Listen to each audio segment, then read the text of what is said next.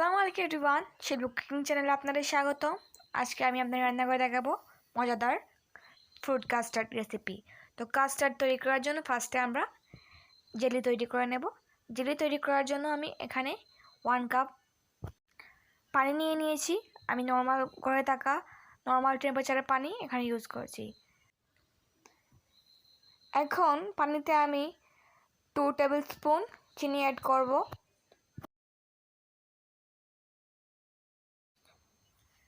চিনিটা গলে গেলে আমি এখানে ফুড কালার ইউজ করব। আমি এখানে কালো ফুড কালারটা ইউজ করব। দেখতেই পাচ্ছেন এখানে আমি চকলেট কালারটা ইউজ করছি। আমি 2 টিস্পুনের মতো চকলেট কালার ইউজ করেছি। এখন হালকা একটু বলক আসার পরে আমি এতে দিয়ে দেব আগার আগার পাউডার। আপনারা চাইলে এখানে জেলাটিনও ইউজ করতে পারেন। আমি আগার আগার পাউডার দিয়ে জেলিটা তৈরি করব। আগার আগার পাউডারের জেলি তৈরি করলে জেলিটা অনেক সুন্দর হয় জেলাটিনের তুলনায়।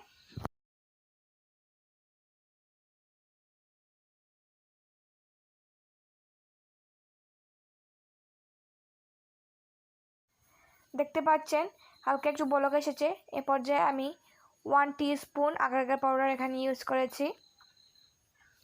দিয়ে হালকা একটু নেড়েচেড়ে সামান্য একটু জাল করে দেব। তারপর আমি জেলিটা সেট হওয়ার জন্য একটি পাত্রে ঢেলে দেব।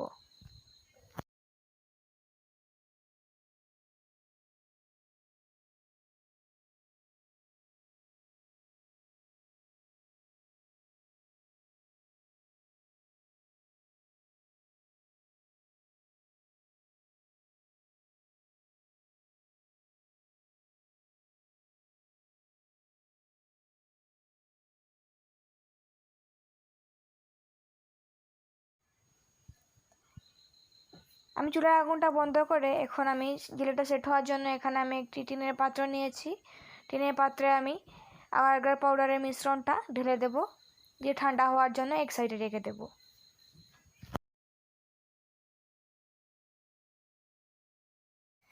এখন ফ্রুট কাস্টার্ড তৈরি করার জন্য ফার্স্টে আমি এখানে 2 কাপ নর্মাল পানি দেব।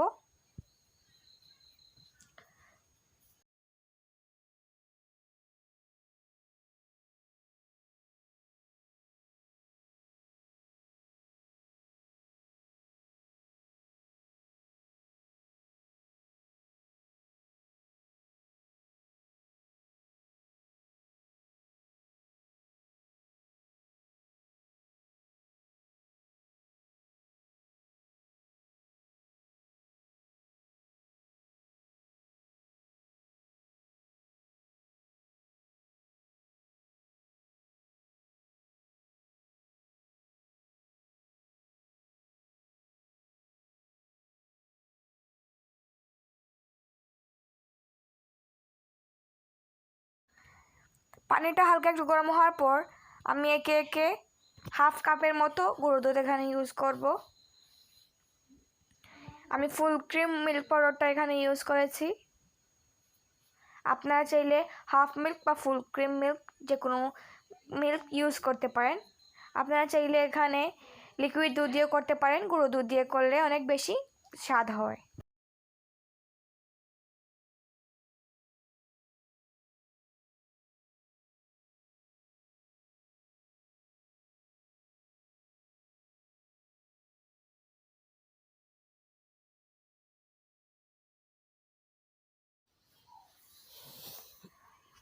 দুধটা হালকা একটু বলক আসার পর আমি চুলার আগুনটা অফ করে দিয়েছি। এখন একটি কাপে সামান্য একটু দুধ আমি নিয়ে নেব। এতে আমি কাস্টার্ড পাউডারটা মিশাবো। সেজন্য আমার গরম দুধটা প্রয়োজন। আপনারা চাইলে এখানে গরম পানি দিয়ে কাস্টার্ড পাউডারটা মিক্স করতে পারেন। আমি এখানে গরম দুধটা ইউজ করছি।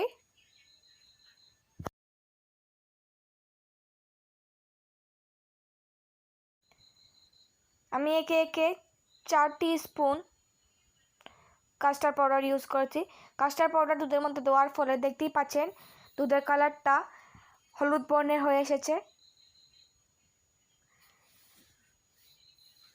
আমি 4 চা চামচ কাঁচা পাউডার ইউজ করার পর ভালো করে মিশিয়ে দুধের মধ্যে দিয়ে দেব।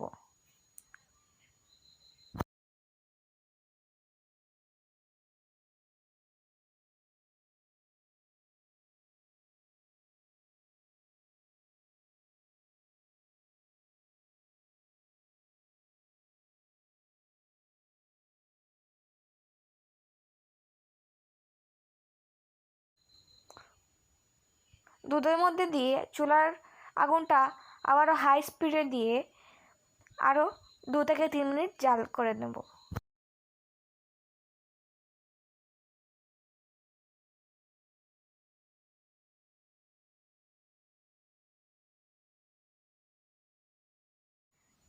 প্রায় 2 থেকে 3 মিনিট জাল করার পর দেখতেই পাচ্ছেন মিশ্রণটা কতটুকু থিকনেস হয়েছে।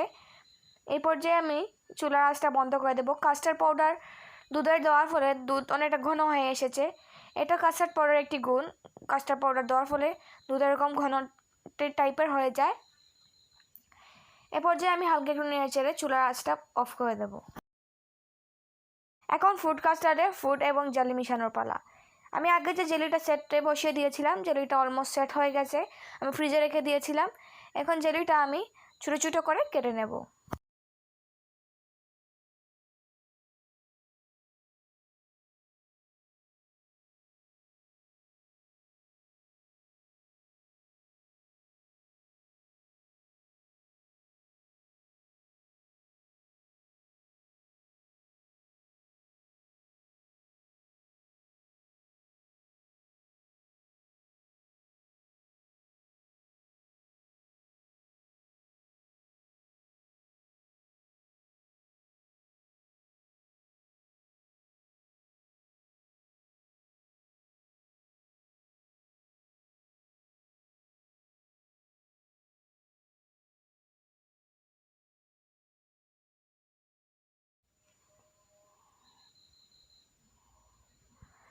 জেলিটা কেটে নেওয়া হয়েছে।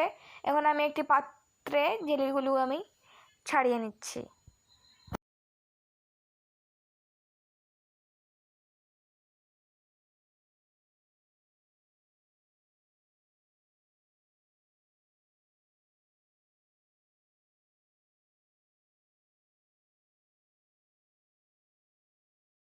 দেখতেই পাচ্ছেন অনেক সুন্দর জেলিগুলো হয়েছে। এখন কাস্টার্ডের মধ্যে আমি ফ্রুটগুলো অ্যাড করব। এখানে আমি কিছু কলা, কিছু কিছু আঙ্গুর ও আপেল আমি কেটে নিয়েছি ছোটো ছোটো সাইজ নিয়ে। তো আমি টুকরো করা আপেলগুলো প্রথমে দিয়ে দেব।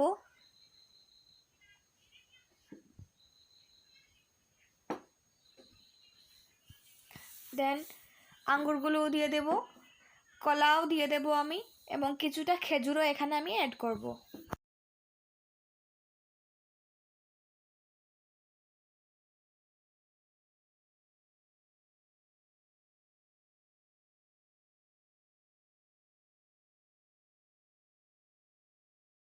এবং আগে থেকে করে রাখা জেলিগুলো আমি এখানে দিয়ে দেব। দিয়ে একসাথে ভালো করে সবগুলো উপকরণ আমি মিক্স করে নেব।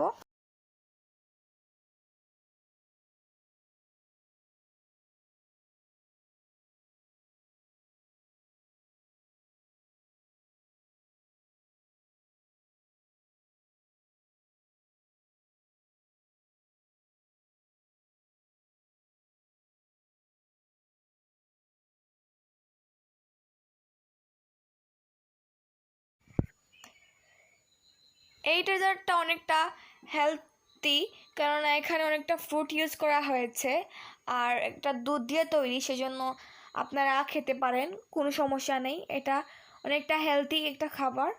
আপনারা চাইলে এটা সকালের নাস্তায় বা সন্ধ্যার নাস্তায় আপনারা এটা খেতে পারেন।